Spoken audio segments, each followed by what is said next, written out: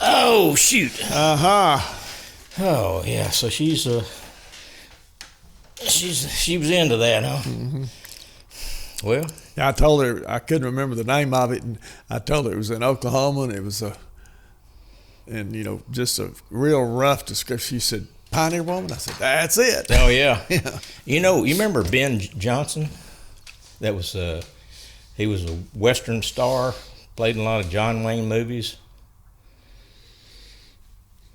Well, he was in a lot of about 7 or 8 of his movies. He's from that town. Oh, really? Pawhuska, Oklahoma. Yeah, I've been reading a little bit about that. His dad was, his name was Ben Johnson too, and the road that goes down through there is called, they say, Ben, the son Johnson, because they would, there was confusion about which one was which. But his dad was a world champion cowboy too, and but he got a job. I think from what I read, the studio bought a trailer load of horses for a movie. And so his dad, he was working for somebody, I think, and then he sent his son out to deliver these horses out to Hollywood. And one thing led to another, and he started working, a stunt man, that sort of stuff. And then John Ford liked him and offered him a contract, and said that he gave him this. Said, I got this contract, and I read down 5 lines. He was making like $1 a day in Oklahoma. He read down about the 4th line. It says $5,000 a day. He says, I signed it and handed it back to him. So it was over. Didn't care what the rest of it said. Yeah. And at some point in time, years later, John Ford apparently maybe demeaned him somewhere on the set, and Ben Johnson, being what he was, he didn't. He was what he was. He told him go to HELL. And he thought it was over, and then he didn't use him for another 10 or 14 years, I think. But come to find out, his agent had at that same time hit John Ford up for a bunch of salary money, and so it was kind of a combination of getting told that and then jacked for a pretty good chunk of them. I mean, he's making $5,000 a week. That's pretty good, but I imagine it was a lot more than that then. But anyway, that's gotcha. So I was looking at the results. Yeah, they're kind of pathetic. Well, overall, they were pathetic. New guy there, Kurt, is the leader on that thing. He had like a 1353, almost 14 pounds of fish. Yeah. Of course, which is good. He had a 619. 619. That does help. 9 fish, and then the co-anglers, the back seat folks. Jake, can you read that? Yeah, Jake? John Barish. John Barish. John B. Yeah. Okay, and he was the leader of that. Yeah, he was fishing with. I think he fished with Jack White. Oh, okay. And Jack's up there like 3rd place in there. So. Yeah. Well, okay. But so what? Now this was LFA, and you were fishing the east side of the lake. Yeah, no, LFA fish anywhere. Right. Well, you could. I mean, that's. Yeah. You in particular. I fished Glade. I fished the east side. Uh-huh. I caught fish in there Tuesday. I didn't go back Wednesday. Got in there Thursday morning fishing, and there was a guy back there in an area I wanted to go, but I didn't figure he'd hurt it. And he said, "Boy, I whacked him in here Tuesday or Wednesday." And I thought, "Oh, okay, thanks." But he didn't catch. He caught 1 fish there. So anyway, it amazes me how it can change so dramatically from one day to the next. When I don't see what changed. I don't. I haven't figured out what the subtleties of the change are. But anyway. Well, the water temperature is about the same temperature. It's actually warmed up a little bit. Okay. It was in the low 70s, 72, 73. The fish we ended up catching Tuesday and in that Thursday rather, and in that open tournament, the numbers of fish and the quality of fish we caught deep. The Thursday tournament on Tuesday, I went down to the dam and fished some deep water down there and found lots of shad with fish underneath it and caught 3 and then left. Didn't want to mess it up. Went back Thursday, not a shad to be seen. Really? Yeah, and no bass either. Makes you want to cry sometimes when it changes like that. But hey, anyway, it was just a dismal showing. My partner didn't catch, my backseater didn't catch a fish. Goodness. Charlie and I fished that Jake Wilson Memorial on Saturday. It took 6 pounds to get a check. And normally it takes 8 to 9 pounds to get a check. I tried pulling that up, trying to see if they had some results, but I didn't see they might eventually pull some up. Yeah. The people that are running it they're not computer oriented. Mark Howard, provided he was the tournament director, so he did a good job getting them going. But anyway, but they put on a pretty good show. They had a record number of people, had more than they had last year, which is what they were shooting for. They served a good barbecue meal afterwards.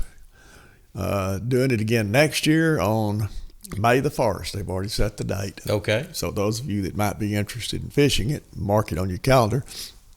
I'll have it on Bass Tournament Finder. It's for a good cause, and they guaranteed 11 places. That's the reason I fished it. Okay. I generally don't like benefit tournaments, but when they guarantee 11 places, I'm gonna fish it because I figure I can get in the top 10. Didn't work out that way, but yeah. Anywho, we ain't got a whole lot of year left. I was kind of looking at what we do have. Got Berkeley coming up this week. Berkeley, yeah. And let's just kind of look at it. I noticed at the end of the month there's actually another tournament. Maybe you can tell me a little bit about it. The Berkeley is 18th and 19th. The 18th and 19th. Yeah, 18th and 19th, right. Yeah, this right here. And but at the very end of this, now you fishing that Berkeley tournament? Oh yeah. Okay. Yeah, absolutely. Now on the 31st, I noticed there's a media super teams. Now that's a possibility. Okay. I mean, it's you're gonna have to that's start, in 2 weeks, So we'll have to start doing a little better than I've been doing. But media super teams is a. So you have to have a partner on that. Is that how that goes? Charlie would be my partner. Charlie Abers. Yeah, Charlie Abers. Yeah, so we could definitely. Is his knee doing okay now? After that surgery? Man, I swear, had both of them done, and he stiffens up after he sits down, but he stands up and walks. And I told him the other day, I said, Charlie, you don't look like you hurt at all. He said, them little pills do wonders. But I would say he, 7 weeks out, and he's crawling around in a bass boat. So he's done. He's done well. Well, I'm glad they're working for him because my wife is not having that kind of effect. So I think they may have. They're learning how to do that a little better than they did originally. But she's got some other things going from the chemo and all that messed her up totally. So I had to blame that on having cancer and surviving it, and now trying to live with it. But. And then like November, I don't know, is anything going on the rest of the year? I don't think there's anything that I would be able to fish. Now this is, I've started working on 2021. That's it. It's after the October, November, December. Oh, okay. There are not any tournaments. There's nothing in November and I guess December. December's just empty. That's amazing. Nothing. Yeah. So. Look, I'd have a crappie tournament or something on that thing, So there weren't many last year, and even fewer this year. And this Berkeley tournament, did you see? Have you looked at the weather? Yeah, let's pull that up. Woo, the weatherman's doing it to us this week. Now, why do you say that? Because it looked pretty decent to me. Got partly cloudy is what I got right here. Well, yeah, but there's a front coming in today. There's another one coming in Thursday. And look at Friday morning. Okay. And Saturday morning is 54. Wow, yeah, it does drop down a little bit, doesn't it? And then Sunday, another front comes through. Oh, I see. Oh, I didn't see that. You can't really tell it by looking at the temperatures. Right. But the fronts they're just stacking in there. The Thursday front, hopefully, will be an afternoon front. If it is, that might help us. Yeah. Well, you get that weather bug update, and that's where that's what you're going by. And this is just a little deal that we pull up here that it's not nearly as good as that. But well, I'm sure they're both based on National Weather Service. They are the same thing. Yeah, so. They're copying it from them, I'm sure. So I'm going up this afternoon, and I'm going to pre-fish tomorrow, but that front's coming through. Yeah, this afternoon's supposed to get warm this afternoon, right ahead of that front. So this week it's hardcore. And it's the Caney Creek side. The east side. East side. Okay, just where you've been fishing. Yeah, where you wasn't catching. Well, and what we're gonna do is we're gonna start out deep and stay deep. Okay. Because that's the decent fish. Charlie caught about a 21-inch slot fish, which is the biggest. It's the biggest fish I've seen lately. Yeah. So he and I are both going to go back to the same place, and we're going to sit there and just pound on them all day Thursday. And, okay. He's your partner this week, then. John Shin. Oh, okay. Yeah. I misunderstood that. Yeah. John Shin's back in the boat then. Yeah. All right. Yeah. So. So what part of that lake you think you're going to be at, or do you want to talk about that? Well. Maybe not. Around the bridge. Yeah, okay. Close to the bridge, down in the deep water. Yeah. I'm gonna pre-fish a little bit I'm gonna try Bell Branch Hump. I caught some fish in there one time, and that's in Bell Branch out there in the boat road. It's got the right depth. Trouble is the boat traffic coming through there. Right. Yeah. Messes the fish up, I think. But well, sound like a winner. Yeah, we hope it's at least a placer, whether it's a winner or not. Yeah. And next week we've got, what is it? Is it hardcore semifinal? And it's time to start all over again, almost. Just about. So you start revising that right about now. Is that right? Well, I start getting ready to the website. It takes me a full day to do one region, to get ready to do one region. Mm-hmm. Because it's one region, but you got to do 12 sections, and my eyes start crossing after I have to stop, take a nap periodically to keep from going blind. And once I get that done, it's a fairly simple process to come back and add the events in. I've in the past always started with the West Coast and worked my way towards us, giving Texas a chance to get more of their stuff in. But since most of my audience comes from the South Central region, I'm going to do just backwards. I'm going to do the South Central region, and then I'm going to do the Southeastern, and I'll work my way to. I thought about discontinuing the West Coast, but I'll keep it on there. Yeah. Another year, but it'll be the last one that I do. Yeah. Because so many of the bass clubs, national bass club organizations, they don't get their tournament schedules out till February and March sometimes.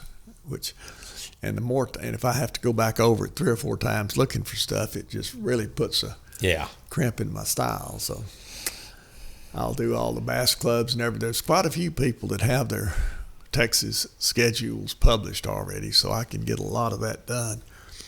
And then I'll get the rest of them in pretty short order. I give it first priority, and then I'll jump to the Southeastern, which picks up all some of the big national chains. Yeah. But I go blind after about 3 hours. That's about all I can stand. I can imagine. Yeah.